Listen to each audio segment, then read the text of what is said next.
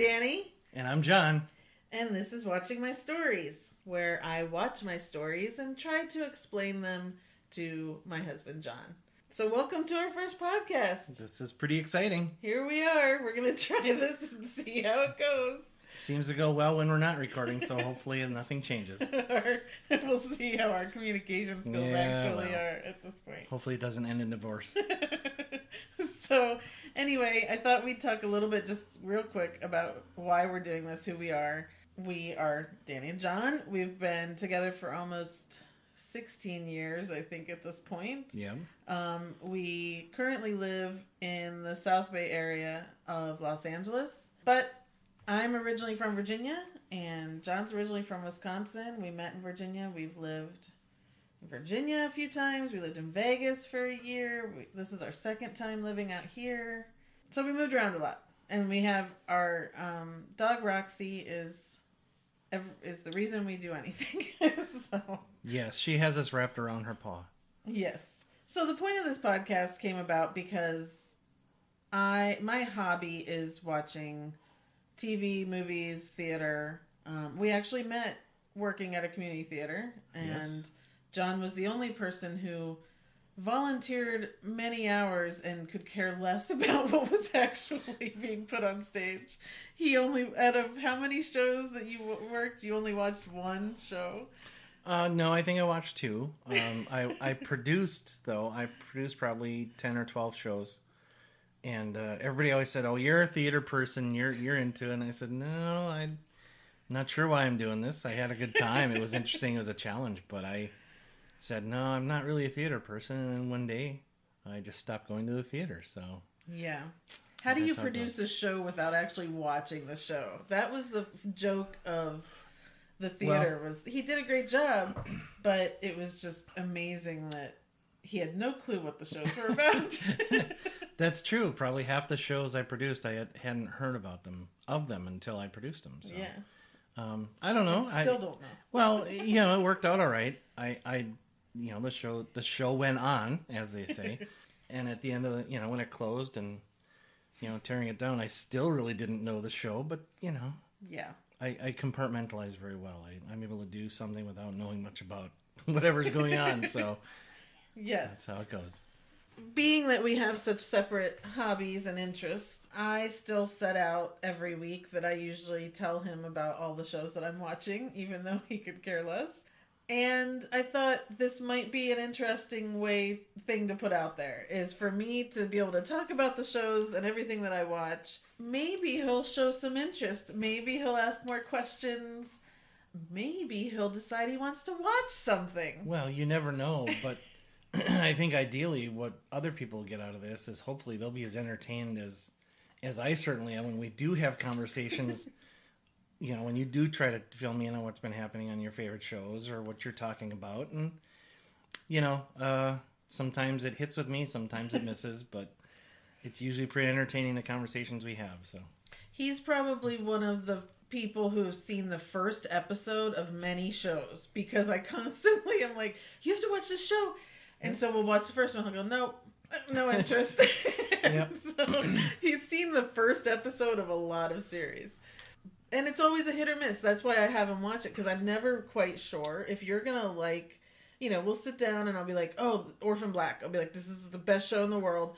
You'll love this. And after that pilot, which is one of the best pilots probably ever, you're like, no, I don't care to watch. Is it? Is it? It's I don't just know. crazy. Well, that's how it goes.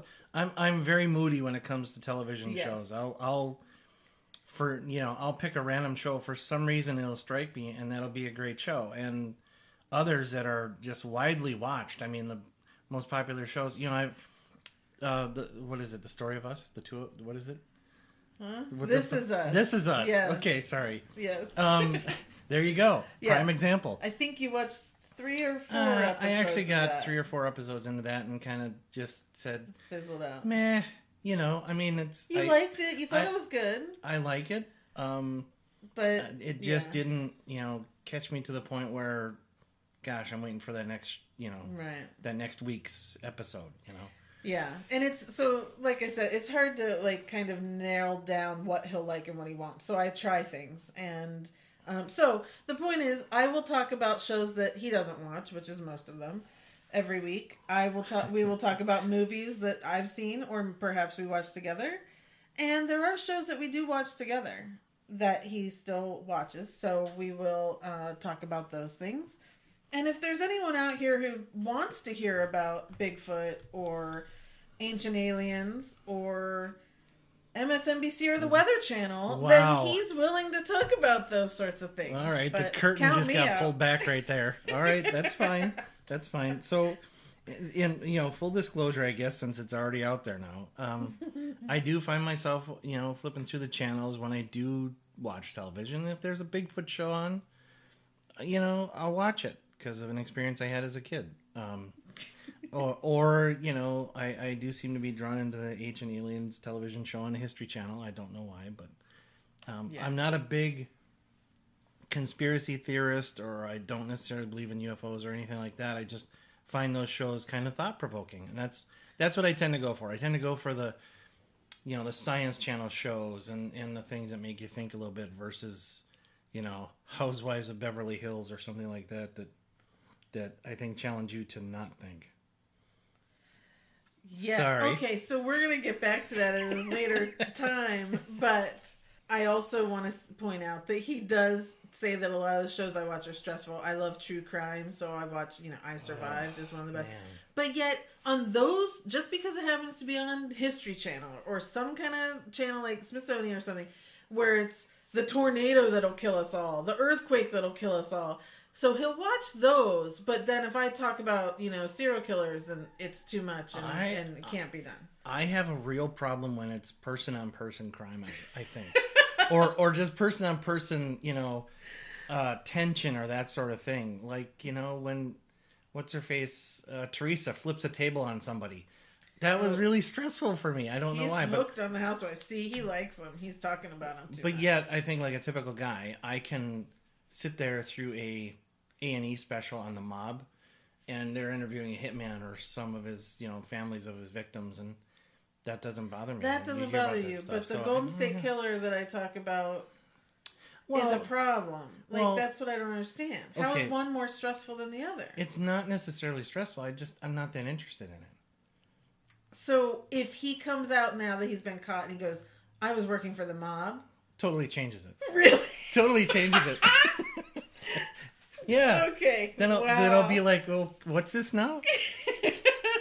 Tell me all about it? Yeah. Oh, yeah, that I'm okay. interested in. Who'd he work for? I've got the... Who was his capo? Oh, That's my a gosh. that's a different story. But Okay. Yeah. Well, yeah. See, those are all the things that I don't care about. So. Yeah. Okay, so that's basically who we are and what you've come to hear. So, Yeah. I think we'll just get started. I've got a few shows I just want to touch on for this week. Then we're going to get into some other things that we can actually talk more about together. Mm-hmm. Is that Yeah. okay?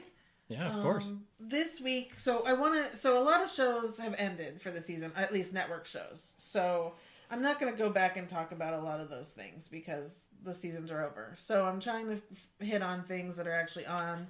And one that we can somewhat talk about is Imposters.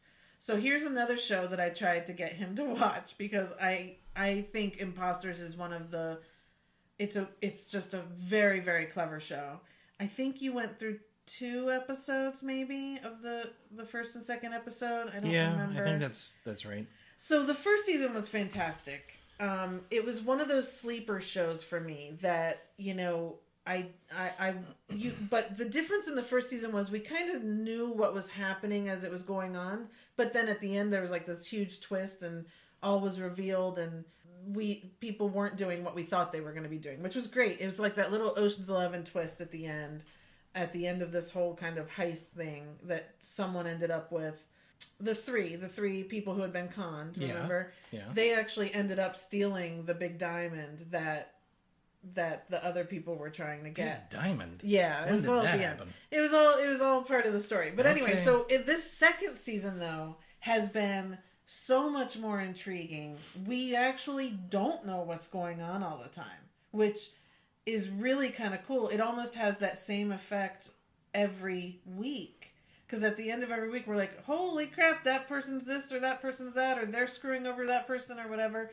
And it's one of those just kind of hidden gems for me that I'm loving so much. And the three people who got conned, Ezra, Richard, and Jules, I love their friendship. They came together after this tragedy. They found each other, that they had all been conned out of their money from this one woman, and they just have this friendship, this sisterhood and brotherhood that's so sweet and so wonderful. And they're funny, and they're in this world that they don't know anything about. It's just really well done. And it turns out, seems like they're getting conned again somehow, which is going to be really interesting. And there's only a few more episodes left. So I wish you had watched that, because it really is smart. I wish you had continued with that. And it's shocking that it's on Bravo, because it's too smart for them, but I just hope it comes back. No table flips in this show? No. It's really well done, though. Has it been picked up for another season? I don't know. I haven't heard. Okay. Yeah. So that's that. Then the other one you caught me watching the last few weeks was Little Women on Masterpiece. And you were like, haven't you seen this before? And yeah, I thought for sure it was a show you'd already watched. Well, so here's the thing that everyone will learn. I don't read. I don't read books. Just to be clear, it's not that she can't. Right. She just chooses not to. I don't read books. If I do, it's a biography. I don't read fiction books. So Little Women, I've never read, and so go ahead and yell, whatever. I don't care. So and I had never seen the original movie. The movie I had basically seen was Susan Sarandon, Winona Ryder, Christian Bale. So I had seen that 2-hour movie of Little Women, and I loved it. And I used to have do you remember when I don't know if you have, but as a kid, the records that came with a book, and when the ding happened on the record, you turn the page? Yeah, I remember that. I had a Little Women of that, too. And that was another favorite. So I didn't really read. I listened to the record. And you had a flip book record with Little Women? Yeah. Oh, man. Yeah. So those were my experiences. So watching this, it was drawn out over 6 hours. Not drawn out, because it was really well done. Emily Watson played Marmee. And a couple of the girls in there I knew. What? Marmee? That's what they call their mom, Marmee. That's actually, have you ever heard that's my where mom? that comes from. Yeah. So my mom signs her cards Marmee, because when I was a kid and I listened to that record, I started calling her Marmee. I don't do it normally, but as a kid she hangs on to that. So. I just thought it was one of those weird things particular to your mom. I didn't realize it was... It's from everything in our lives is from a movie. I should have known. Yeah. I know that to be true in most other cases, so I should have assumed.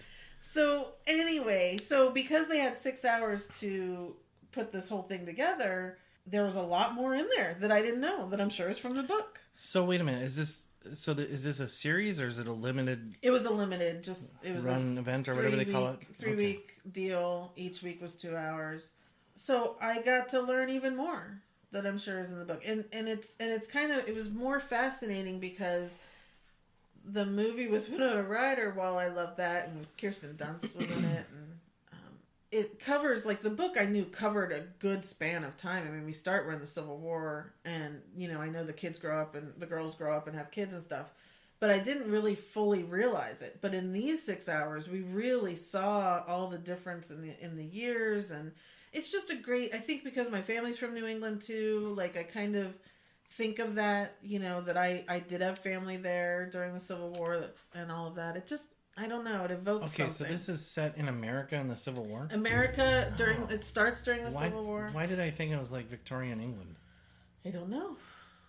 Okay. Because you never watched it. Fair enough. Yeah. I guess I went by my initial visual of it, which seemed to be somebody in a dress that didn't...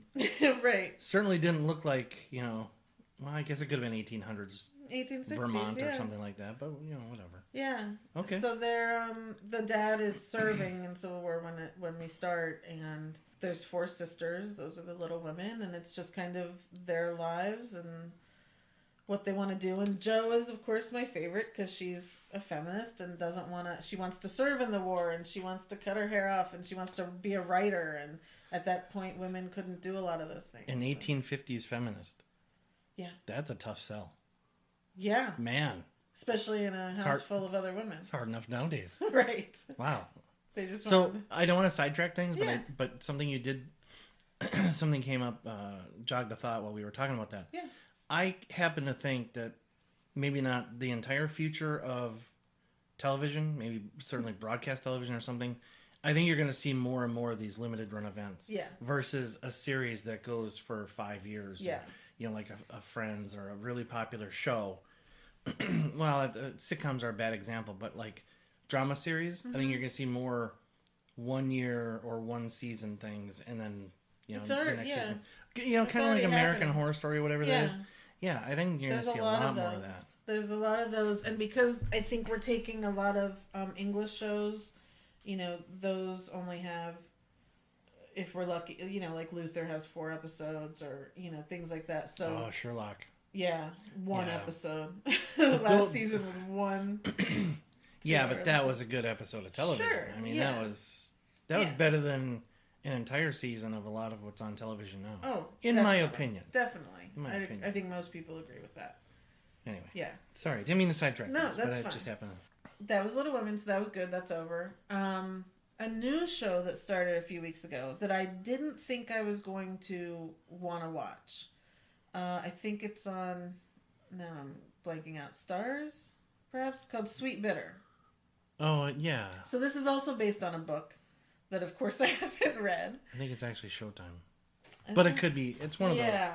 The only reason I was taping it at first is because my friend is a producer on the show. Oh, that's right. Yeah. And so I was like, well, I'm going to tape it. I'm going to watch it just to be nice. And I'm shocked I was sucked into it. So first off, it's about working in a restaurant, which I've never done. So again, that was another reason why I thought, I'm not going to have anything to do with this. It's just not going to make any sense to me.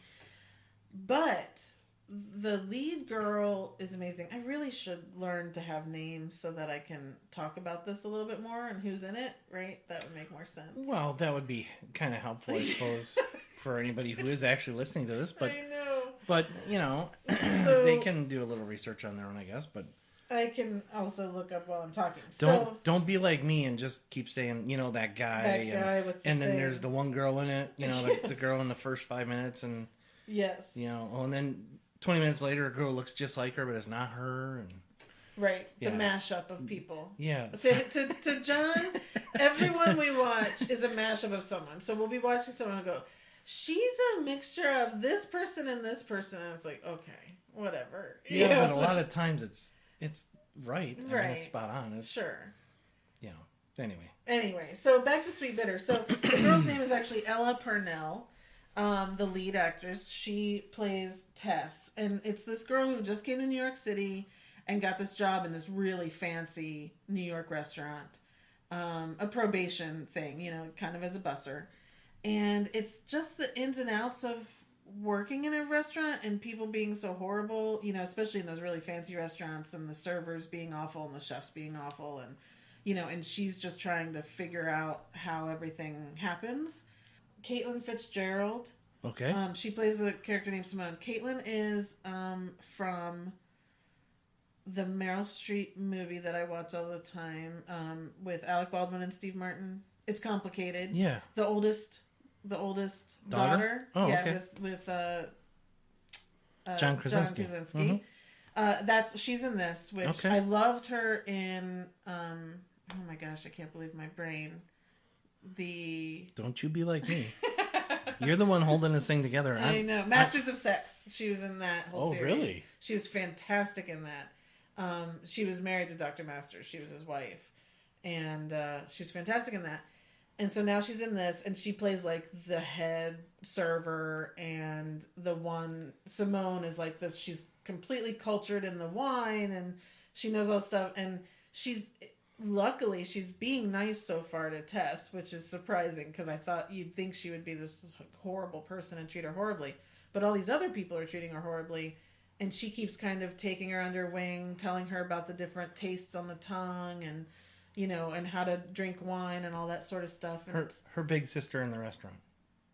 Kind of, but I'm still not trusting her yet for some reason. Okay. And, you know, so it's kind of interesting because there's that story of the newbie coming to New York City which, you know, New York City is my favorite place on earth, so True. there's that. True. And then this restaurant, which my best friend growing up, she worked in restaurants and became a manager and all that stuff. So I somewhat know how, like, they party afterwards and all that sort of stuff. But it's just interesting. I think it's the different personalities that are there, and they're telling it in a way that speaks to me for some reason. So the entire show is just about her working in a restaurant. It's not like that's leading towards something else, like following her on her journey to get to Broadway, or no, this is it's really just Oh, interesting. and she's like working her butt off trying to learn, which was also this week was interesting because she's bussing, and so she's basically pouring water and that sort of stuff. But she's watching the servers, and she's watching them carry the plates on their arms, you know, like all the way up their arms. They'll put 2 or 3. So she took plates home to start like practicing that. But she didn't realize like that when they come out, they're hot. So then at the restaurant, she started trying, and it burned her, and so she dropped it and got yelled at and all that stuff. And I'm sitting there because as someone who's never worked in a restaurant, I'm sitting there going, "Why is she doing this? Why does she want to study so hard to be the server?" Well, but they've got to make bank at this type of restaurant. So. Well, I'm sure, and there's a lot of people in this world feel, and rightly so. It's not necessarily about what you're doing; it's about being the best at whatever you're doing. True. Right. So if you're gonna be a server, a lot of people are very interested in being the best possible server. Yeah, and that's what she's being groomed to do. Like it's called sweet bitter because they teach them the 4 tastes of the tongue: sweet, bitter, sour. Oh, I wondered how they fell on that title. Yeah. So again, it's based on a book, so hopefully because it is a series, they're able to tell everything. But it's only a half-hour show, and it's just I don't know why, but I'm drawn to it. Time for a pop quiz. What are the 4? Sweet, bitter, sour, salty. Really? Yeah. Okay. I got the 3. I forgot about salt. That's quiz. funny. Pop quiz. Okay. Yeah. Sorry. We won't do that again. Yeah. Well, we probably will, but I apologize in advance.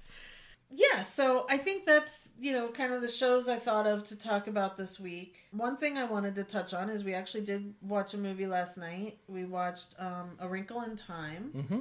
I saw it in the theater opening weekend. I'm a huge Ava DuVernay fan. So I went, and I remember coming home. I had cried through the whole thing from beginning to end because it was just beautiful. And I came home and was telling him all about it and crying, telling him about it. So last night I was like, we're going to watch this movie. So we watched it. And what did you think? So I thought it was very good. I didn't know what really to expect. I knew it was kind of a fantasy piece and based on a children's book. Is it a children's book or just a book? It's just a book. Just a book. Okay.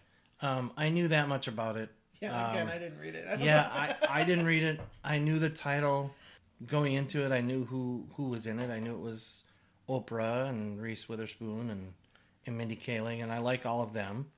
And Chris Pine. I'm a big Chris Pine fan, so I knew the players, so I thought I'd like it. To be truthful, I don't think I liked it as much as you did. Yeah. But that's very common for us. I'm not a theater or movie or television aficionado like you are. So it was no Ancient Aliens, I'll tell you that. Come on. Don't even. No, I know. I'm sorry. Okay. The quality and everything. Yeah. All right. But here's the deal. It was really, really good and very sweet.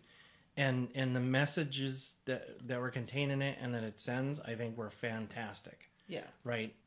We live in interesting times now where women and girls are really becoming empowered, heading in the direction that things always should have been, right? Mm-hmm. I mean, everything should be equal and fair for everyone, but they're not. Mm-hmm. But things are getting better, and we're kind of doing it in fits and spurts, right? But I thought this movie sent a great message, and it was really well acted and well written, and man, visually gorgeous. Stunning. Yeah. I think this was probably the most visually stunning movie I've seen. Yeah.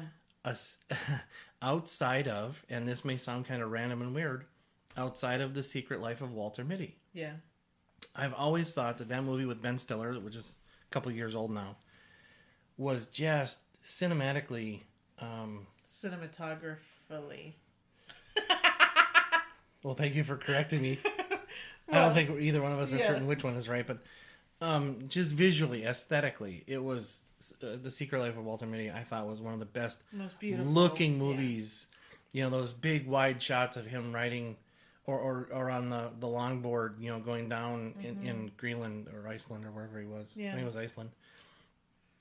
Those are just beautiful. And when he's in the Himalayas, it's just gorgeous. Well, it's even when he's in the Time Life building. I mean, every Yeah, shot in the movie is gorgeous. it's just a very good looking movie. Yeah. Anyway, to get back to this. We'll talk about that in more detail some other time. Good, because I really like that movie. Anyway, this was very visually appealing. So it was easy for somebody who's not into movies like this to stay interested because there's something going on in every shot, and it's very, you know, there's Stimulating. Yeah, exactly. So it was really good.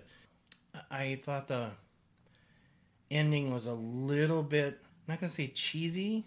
It just seemed to wrap up. They spent all this time, you know, the first, I don't even know how long the movie was, but they spent this first, you know, 80% of the movie finding him, and then they find him, and then he, you know, they spend 5 minutes with him, and he disappears again. Then they get home, and he's there, and I just thought it wrapped up a little conveniently or something.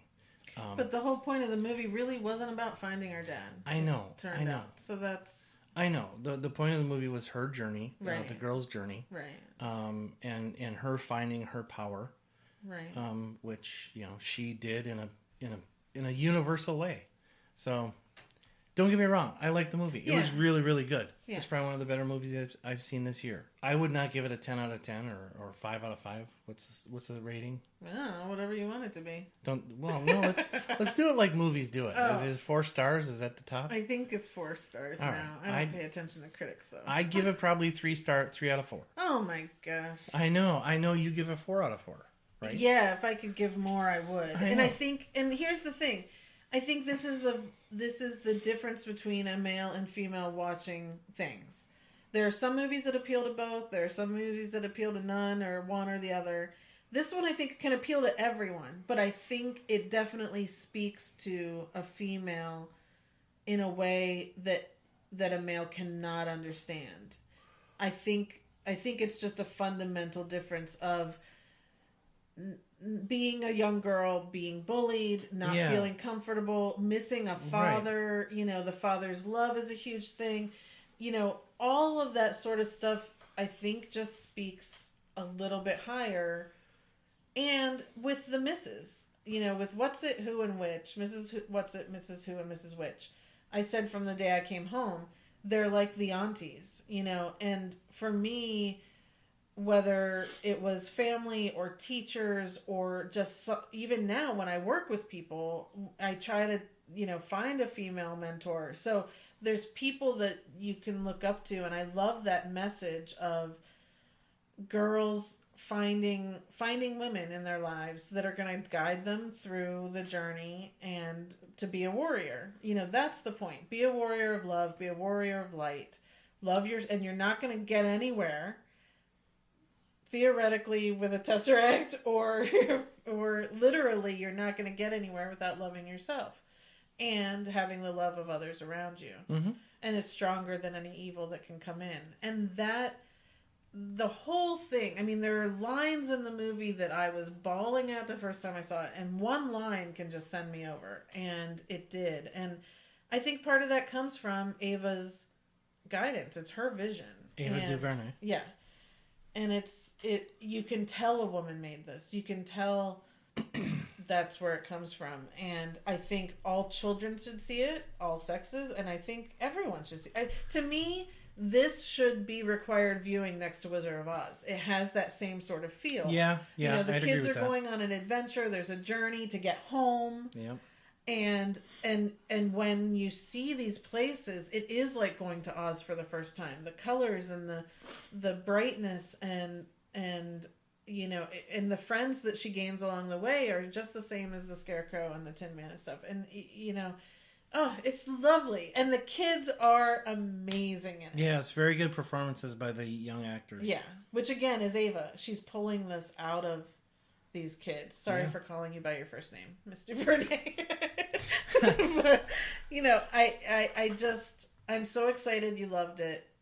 I know you didn't love as much, and I'm okay with that because I know it'll be watched again. Mm-hmm. You know, and here's the thing with me, so everyone knows, I watch things a million times.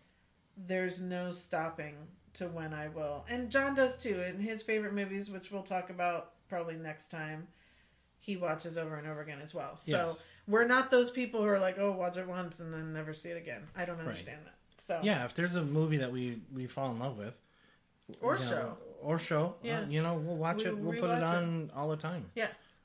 Different settings, different, you know, things going on, but Yeah. we'll keep going back to it if it's one of the good ones. So we're going to talk about another topic real quick next, but I also wanted to talk about the fact that New Girl just ended. Yeah. Yep. So New Girl was a show that I think you came in on the 5th season. Something like that. I think there was a summer, and I was like, you have got to watch this show. I was just like, this is crazy. You know, there was nothing going on during the summer or something, Yeah. and I was like, you've got to watch this. You're going to love it. Trust me, you know, all that. Luckily, he loved it, and we binged it. I mean, we binged those 4 or 5 seasons, you know, within a couple months. It was just every day during dinner, we would watch, you know, 2 or 3.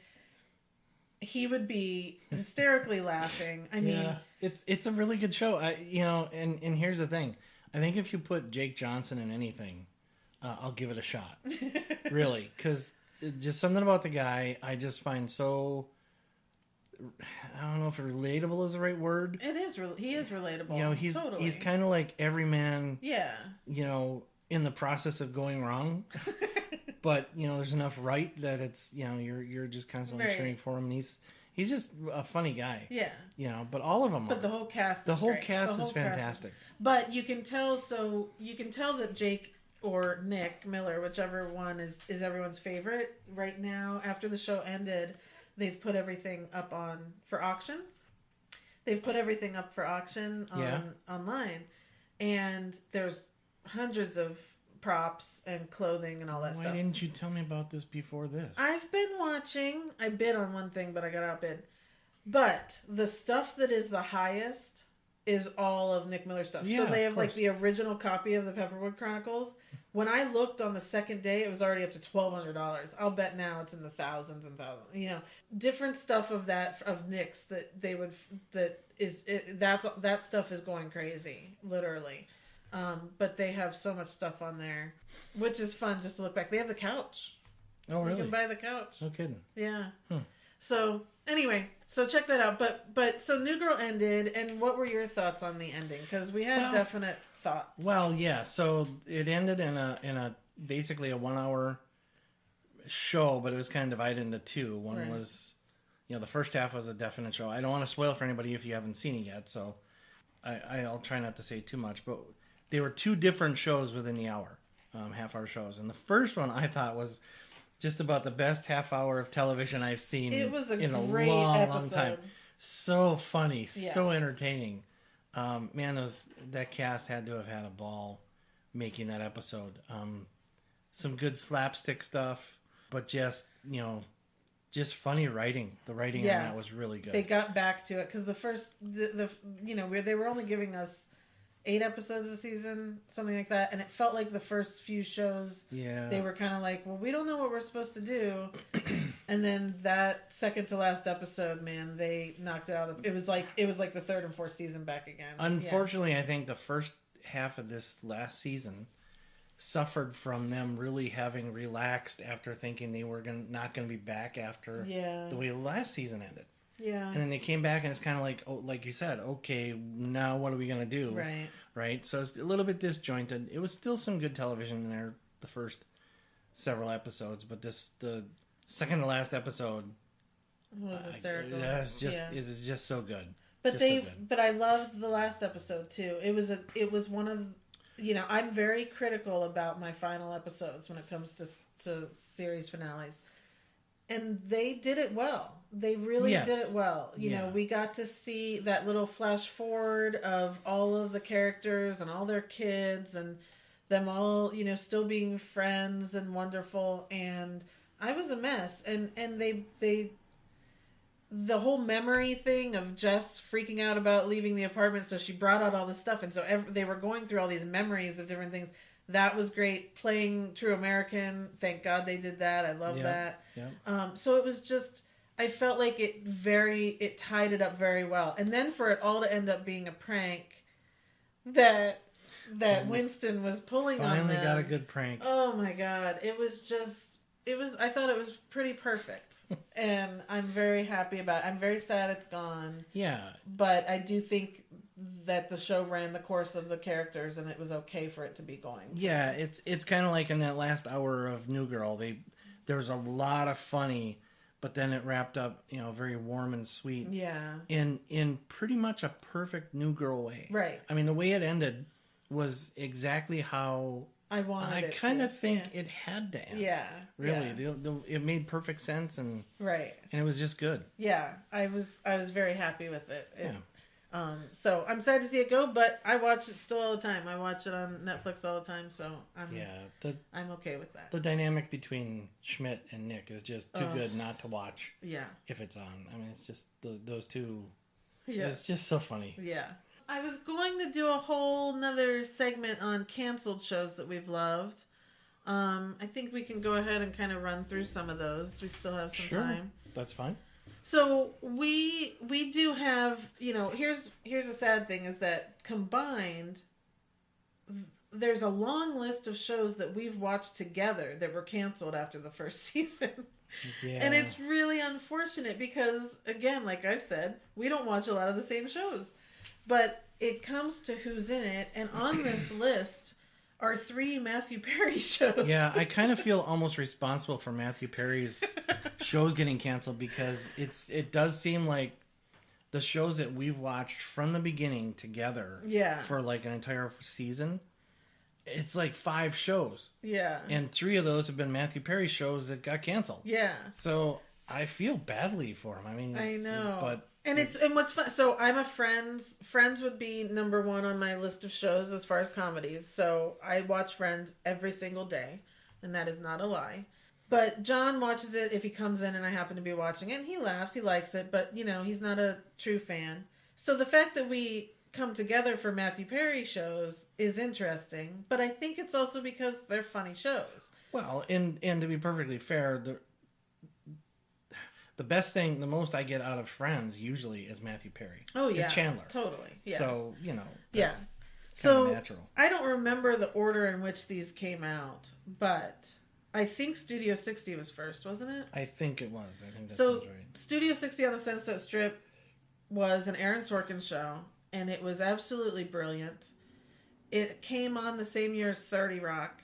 And the problem is people thought it was too many shows about a sketch show on NBC, which Studio 60 wasn't actually on NBC. They made up a network. But people thought it was too many shows about a behind the scenes of a sketch show. And they just couldn't deal. Plus, I also think Studio 60 being on NBC was a problem. I think it should have been on a cable network show, and then there probably would have been too many more people. But it was a brilliant, Bradley Whitford, Matthew Perry, Sarah Paulson, Amanda Peet. Yep. It was genius actors, genius writing from Aaron Sorkin. And I loved it. I loved the sketches that they showed us. I loved the drama between all these people. It was great. And it only lasted those few episodes. Yeah. Well, the season. But we bought it. We bought it. We rewatch it. Yeah, and that's one of the few that I would pay money to have a season of. So right. So we bought it, and it's still really good to go back and watch those episodes. It's so good. I do kind of wish that Hulu or Netflix or these other avenues now had been up and running when that got canceled because I do have a sense that might have been a show that they looked at picking up. Kind of like they just did for.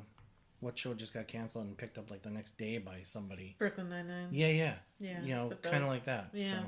Doesn't happen that often, but yeah. So then another of his sitcoms was Mr. Sunshine, where Matthew Perry was like the manager of an arena stadium. Yeah. And it was Allison Janney was his boss? Yeah.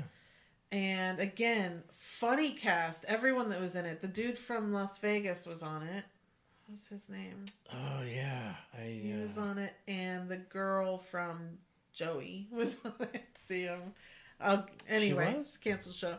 Yeah. Dre DiMatteo? No. No. No, the girlfriend. So we love that show. Again, very funny. We own it. We rewatch. We rewatch it. The theme song was I want literally as my ringtone. Yeah, that would be great. For my phone because it was perfect. Mr. Sunshine. Yeah. Yay. Yeah, it's good. So we love that one. Canceled, and I think that one only got. And then the next sitcom was Go On. Mm-hmm. And that's where he lost his wife, and he's in a group therapy for life transitions group. And Laura Benanti runs the group. And this cast, you'll know all of them. They are all out there and funny and on other things. And this one we're actually in the process of rewatching right now when we have dinner because when we get to a point where there's nothing to watch that's new, we go, okay, well, what can we rewatch then? And so right now we're most of the way through, and I think again this one only got 10 or 12 episodes. And, I think so. And it's a very it's one of those shows which I love where you laugh hysterically, you might also tear up sometimes, and it's sweet and funny. John Cho's on it. Yep. Yeah. Again, so those are 3 of the canceled shows that we love that all happen to be Matthew Perry related. Now, when he came and did Odd Couple, I tried to watch. I didn't really like it, but you loved it, didn't you? No, I didn't love it. I liked it, but I think I think my problem with it was it seemed like he was trying too hard to be a jerk. Or maybe it was my perception because I can't, he can be a little testy or whatever, like in Go On or in Grumpy, but it was just, to me, it was too big a stretch maybe for Matthew Perry. Not that he didn't do a great job, just me watching him, my perception was I don't want to see Matthew Perry be that jerk, right? Or yeah, I just couldn't believe it because I knew him from some other stuff, So it was kind of unfair to him, but I think that might have been the problem with it. Yeah, it just wasn't my comedy. I love the Odd Couple movie, and I'm pretty sure I watched the other television show with Tony Randall, but not much. And so this on CBS has a lot of comedies that I don't like their style of comedy. So to go back, a little maybe vintage corner here. The original television show with Tony Randall and Jack Klugman I thought was really good. Yeah. I liked that. I actually watched a lot of that when I was younger. It's I don't think it, and maybe it's the update didn't play well or something. Yeah, I mean it lasted 2 or 3 seasons I think it got, but I stopped paying attention. Yeah, so I did too. I I wanted to like it. It was one of those that because of Matthew Perry and the other guy in it, I like him. Thomas Lennon. Yeah. I wanted to like it. There's just something holding me back. Oh, and I had the girl that I like from She's Out of Your League, Marnie. What's that girl's name? The brunette. Mm-hmm. I forget her name. I apologize. But I like her. I mean, again, it was a pretty good cast. Yeah. It just, for some reason, it just didn't work. Yeah. I put the Newsroom on here. It lasted 3 seasons, so it doesn't really... I don't think it counts as really a canceled show, but I think it could have gone on and on. It could have gone so much further, and I think it's a shame it didn't get a chance to, but... That first season is a fantastic season. One of the best seasons of television out there. The second season, I think it went a little wonky.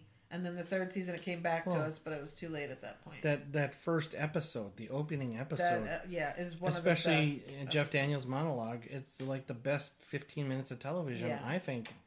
Yeah, but that's right up there. Obviously, we're Aaron Sorkin fans here, so it's going to be hard to find. I mean, how many times do you walk into the room and I'm watching A Few Good Men? So I can watch most Aaron Sorkin things over and over and over again. Yeah, and if we're really struggling for something to watch, we just can't agree on anything. One of us will say West Wing, and we can put West Wing on. And then it's on. I mean, that's how it goes. So and Molly's Game that just came out. Yeah. A lot of people, it seems like it didn't become this huge hit, but I think I watched it 3 times, And he, I had him watch it, and it's great. Again, it's with that writing, you just can't go wrong. So I put the newsroom on here. For me, I put Playing House because that only got 3 seasons, and that makes me very sad. With Lennon Parnham and Jessica St. Clair, Keegan Michael Keyes was on. It was a USA show. They're best friends in real life. They're best friends on the show. It was smart and funny, and it was about women friends being women friends no matter what, because one got pregnant with her husband and her husband was cheating on her, left her, and so the best friend comes home and they decide to live together and raise this baby together, and hijinks ensue because it's a very hilarious comedy. But it was always about them being best friends and having each other's backs. And in the era of Housewives, I am always looking for any shows that uplifts women as much as possible, because I also watch The Housewives, full disclosure, but I want to really champion any time I can see women helping women and being there and being honest, because honestly, that's how women are, not like The Housewives. So that's a reality show, which is supposed to be based on reality and true. And I think the takeaway What, there... The Housewives? Yeah. Oh. And I think the takeaway there is truth is way worse than fiction. Well, it's not truth. They put on that crap. Anyway, back to... well, trust me, we will have a Housewives discussion. We will have one. Do we have to? It's not going to happen now. Okay. Dodged a bullet for today. I have 3 other shows on here, all of which I think... So, Perfect Couples only got about 10 or 14 episodes. Up All Night and Samantha Who each got a little bit into a second season, but not much. So Perfect Couples was Olivia Munn and a whole bunch of other people that you know. It was 3 sets of couples. I remember seeing it. Again, yeah. I own it. I rewatch it. It was funny. It was a good insight into 3 different couples and how they act, and loved it. If anyone can go back and watch it, I suggest it. Up All Night is Christina Applegate and Will Arnett, and they have a baby. And Maya Rudolph, who's just, love her so much. See, you tried to get me to watch that, and I couldn't get into that one. It's so funny. Because of the baby. It was one of the first shows, right? So what's the killer of all sitcoms? When they have a baby. But this was a show that started with them having a baby. And it was one of the only shows that showed a true, like, modern, normal couple having to deal with having a baby. You know, that they worked. Well, he was a lawyer. He decided to stay home with the baby. She was a producer on a television show, and she's having to work and miss her baby. And then it was just, but how do we stay cool? And how do we go to a concert if we have a baby? You know, it was all those sorts of things where, like, she didn't want to give up her convertible. One episode was great. She didn't want to give up her convertible, but she had to because of the baby. So she had to get an SUV. And at one point in their drunken stupor during the night, she buys the A-Team van online. And so they get the A-Team, like, this guy shows up at their door the next morning with the A-Team van. And they're like, what? We bought this?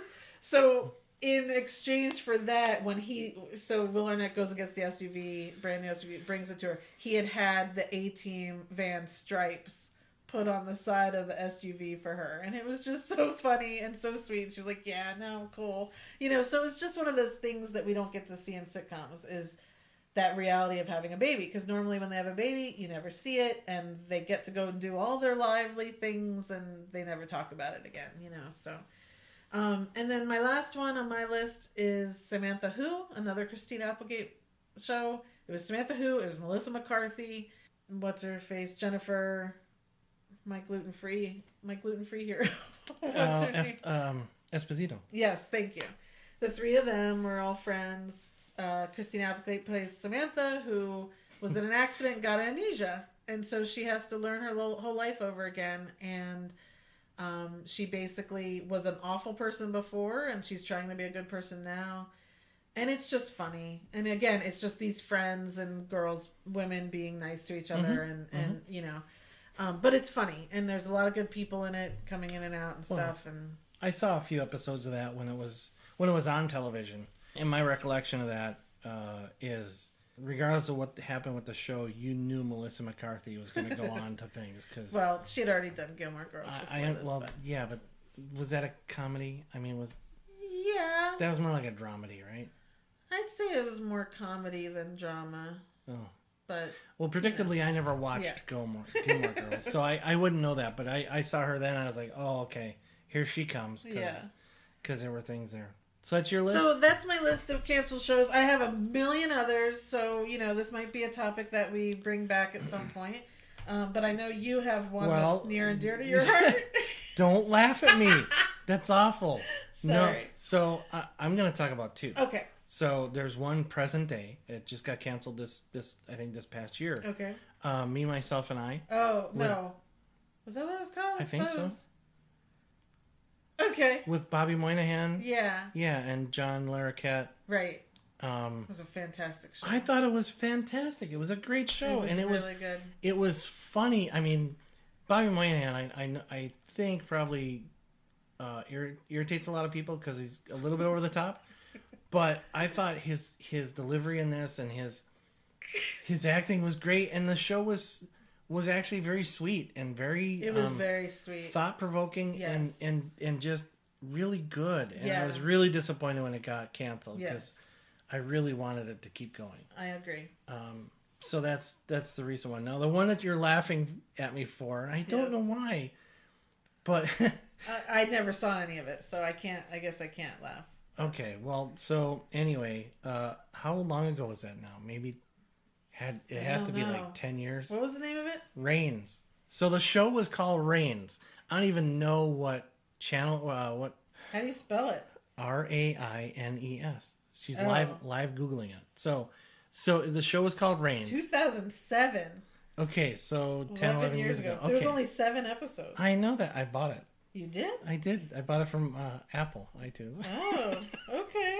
Anyway, it was Jeff Goldblum as a detective in L.A. Nicole Sullivan was on it. Huh. I don't know who that is.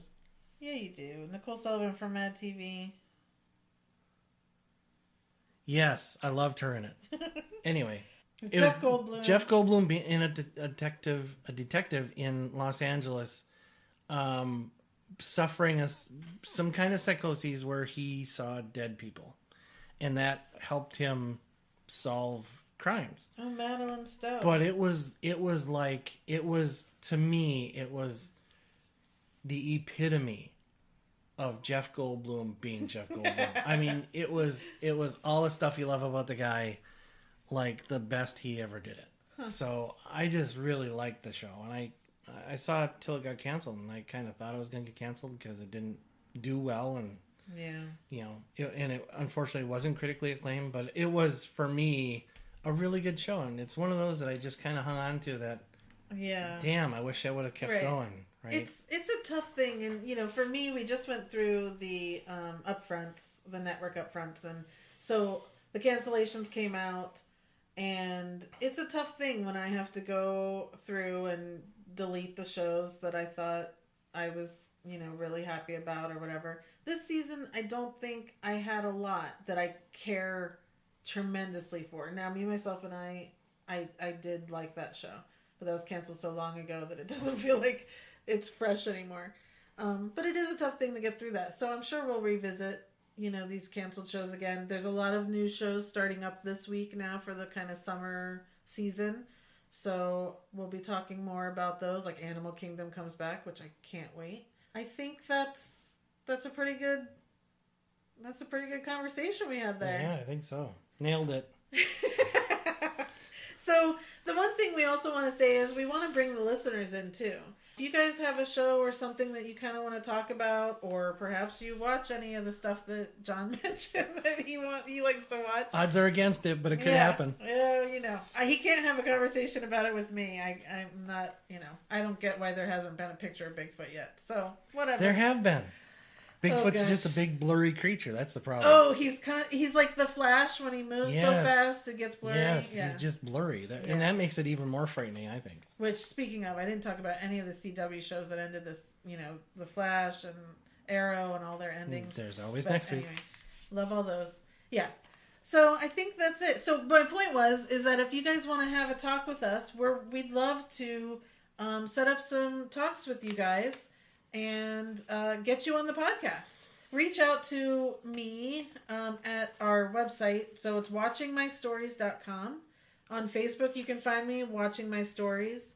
And on Twitter, my handle's a little strange because it's too long to fit. So it's Watching My Story with an I at the end. But there are links to all of this on the website, Watching My Stories. So go to that, and then you can reach out on Twitter, Facebook, email, whatever you want to do. And we'll set up some interviews and get you guys your own thoughts on some of these shows or movies or whatever. We'll probably talk about theater. We'll probably talk about podcasts I'm listening to. You know, we'll talk about any of that stuff. Yeah, I hope you guys had a good time. We'll be back next week talking about some more stuff. And I'll be easy to find because I'm just always watching my stories. I'll be harder to find, but I'm never far away from her. So. All right. Thank you guys so much. Thank you. Bye.